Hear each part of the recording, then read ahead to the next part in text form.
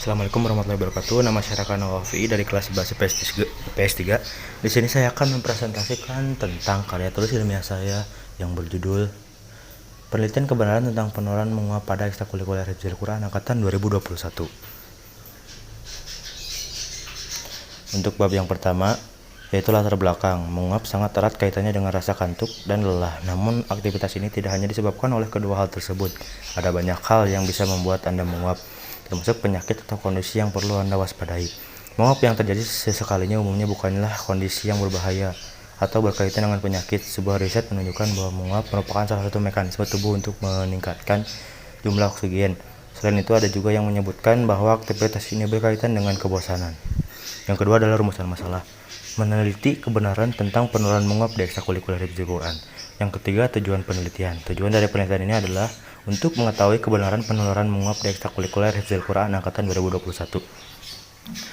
Untuk manfaat dari penelitian ini terdapat dua. Yang pertama adalah untuk mengetahui fakta tentang menguap itu menular pada ekstrakurikuler Hifdzil Quran angkatan 2021. Yang kedua, untuk menambah pengetahuan lebih dalam tentang menguap khususnya bagi penulis dan umumnya untuk pembaca.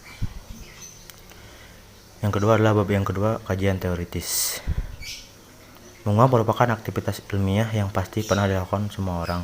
Aktivitas ini identik dengan rasa kantuk yang sedang dirasakan seseorang.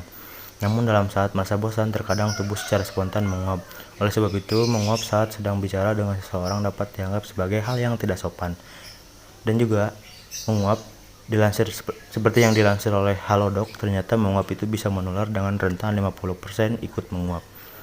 Pengertian menguap. Menguap adalah hal alami yang dapat terjadi setiap saat. Kegiatan ini sering Anda tidak sadari karena termasuk kegiatan involuntari dan diatur langsung oleh pusat saraf. Menurut beberapa penelitian, menguap juga tidak melulu mereka kekurangan tidur. Walaupun memang penyebabnya utamanya karena hal tersebut, tetapi juga bisa terjadi karena beberapa hal. Misalnya otak kekurangan oksigen atau berbagai penyakit yang lain juga bisa ditandai dengan menguap. Dampak negatif menguap. Dampak negatif menguap kurangnya hilang fokus untuk beberapa detik dan bisa menjadi simbol-simbol bahwa seorang tersebut bisa mengalami beberapa penyakit yang cukup berbahaya. Yang ketiga, dampak positif menguap.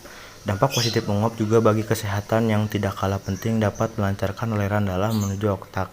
Dalam hal ini dikatakan bahwa menguap memiliki efek yang hampir sama dengan kafein, yaitu dapat meningkatkan aliran darah ke otak. Metode penelitian ini dilakukan dengan cara bertanya kepada target 16 orang yang akan diberi beberapa pernyataan kepada target dengan menggunakan sistem voting dan Google Form.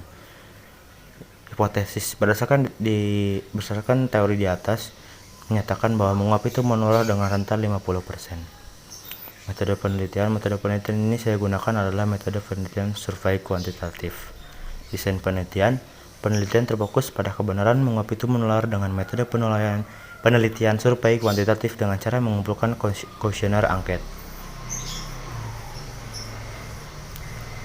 Populasi menurut Sugiono, populasi adalah wilayah generasi yang terdiri atas objek atau subjek yang mempunyai kualitas dan karakteristik tertentu yang ditetapkan oleh peneliti untuk dipelajari dan kemudian ditarik kesimpulannya. Jadi populasi bukan hanya dipelajari orang, tetapi juga objek atau benda alam yang lain. Untuk hasil dari penelitian itu, saya memberikan beberapa pertanyaan kepada target.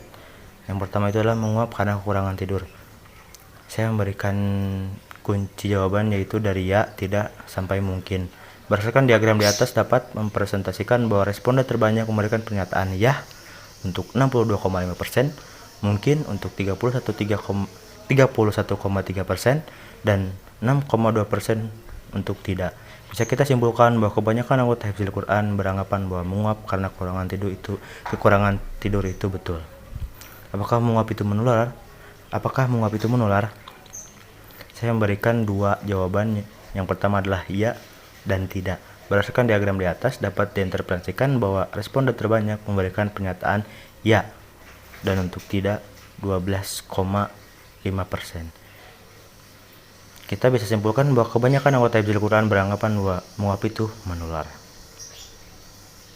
Yang ketiga itu adalah saya merasa ingin menguap ketika orang di sekitar saya sedang menguap. Berdasarkan diagram di atas dapat diinterpretasikan bahwa responden terbanyak memberikan pernyataan kadang-kadang untuk 80,8%, ya untuk 25% dan tidak sama sekali untuk 6,2%. Kita bisa simpulkan bahwa anggota Hifdzil Quran beranggapan bahwa terkadang ikut menguap saat orang lain sedang menguap. Yang keempat, saya memberikan pertanyaan, sering menguap pertanda penyakit. Berdasarkan diagram di atas dapat diinterpretasikan bahwa responden terbanyak memberikan pernyataan pernah dengar 50%, baru tahu 50%, dan sudah tahu 0%. Bisa kita simpulkan bahwa anggota Hifdzil Quran baru mengetahui dan baru tahu tentang sering menguap itu pertanda penyakit. Yang terakhir adalah kesimpulan.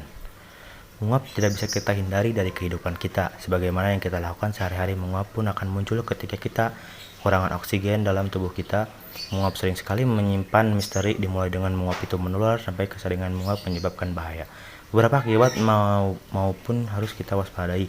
Memang itu merupakan hal yang kecil atau sepele, tapi bila kita menganggap itu biasa dan mengabaikannya, kita tidak akan tahu kesehatan kita di masa yang akan datang. Jadi, jagalah tubuh kita agar tubuh kita selalu kuat dengan menjaga pola hidup yang sehat dan teratur. Saran dari hasil observasi tersebut, penulis memberi beberapa pengetahuan tentang menguap dari penelitian peringatan agar kita selalu menjaga tubuh kita agar terhindar dari penyakit yang berbahaya, yaitu selalu memperhatikan jam tidur, 2 hidup dengan pola yang sehat, 3 adalah berolahraga. Mungkin segitu saja dari saya. Wassalamualaikum warahmatullahi wabarakatuh.